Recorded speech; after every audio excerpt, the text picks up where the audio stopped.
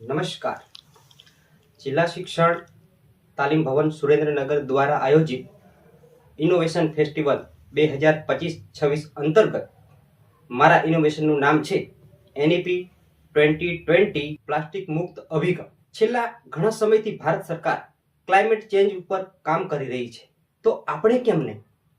મારી શાળામાં 2024માં નાના નાના ભૂલકાઓ જ્યારે પોતાના જન્મદિવસ નિમિત્તે ચોકલેટ, બિસ્કિટ અને વેફર્સ વહેંચતા, ત્યારે તેના નાના નાના ટુકડા શાળાના પ્રાંગણમાં જોવા મળતા અને ગંદકી ફેલાતી.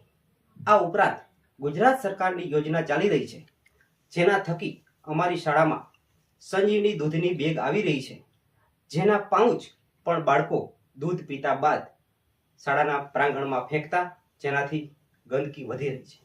હવે આવા નાના નાના પ્લાસ્ટિક જ્યારે શાળાના સેનિટેશનમાં ગટરોમાં જમા થાય છે, ત્યારે ગટરો ઉભરાઈ જાય છે અને ગંદકી ફેલાય છે.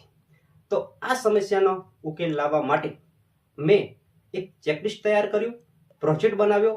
મારા પ્રોજેક્ટનું નામ છે મારી શાળા પ્લાસ્ટિક મુક્ત શાળા. સૌ પ્રથમ મેં બાળકોને એકઠા કરી સંપૂર્ણ માહિતી આપી અને તેમને ખાલી પ્લાસ્ટિકની બોટલો એકઠી કરવા જણાવ્યું.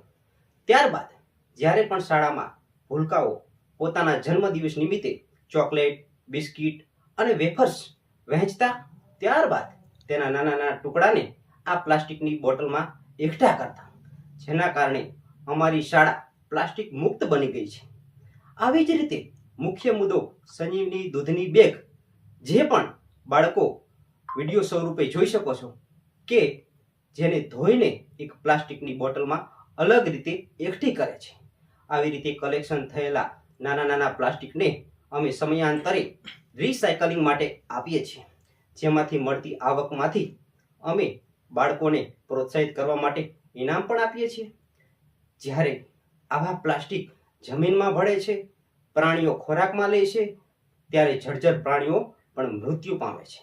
હાલના સમયમાં ક્લાઇમેટ ચેન્જ આધારિત ખૂબ જ પૃથ્વીનું તાપમાન વધી રહ્યું છે, જેનું મુખ્ય કારણ છે પ્લાસ્ટિક. આ પ્લાસ્ટિક અંતર્ગત અમારી શાળાને વર્ષ 2025માં ગાંધીનગર ખાતેથી સન્માનિત કરવામાં આવી છે.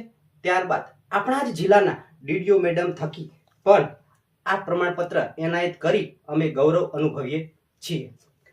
હવે આ ક્લાઇમેટ ચેન્જથી સૌથી વધારે તાપમાન વધવું, જેના માટે સૌથી ખતરનાક પ્લાસ્ટિક છે. તો અમારો ઉદ્દેશ્ય શાળા થકી બાળકો થકી વાલીઓમાં, ગ્રામજનોમાં, શહેરોમાં અને ભારત દેશને પ્લાસ્ટિક મુક્ત બનાવવાનો અભિગમમાં અમે સિદ્ધિ હાસિલ કરી રહ્યા છીએ. આવું પ્લાસ્ટિક જે ચાઇના મોઝેક જેવું કામ કરી રહી છે, પાણીની જમીનની જલધારણ શક્તિ ઘટાડી રહી છે, તો આવા પ્લાસ્ટિકથી ભારતને મુક્ત બનાવવા માટે પર્યાવરણ બચાવો, પૃથ્વી બચાવો. અસ્તુ.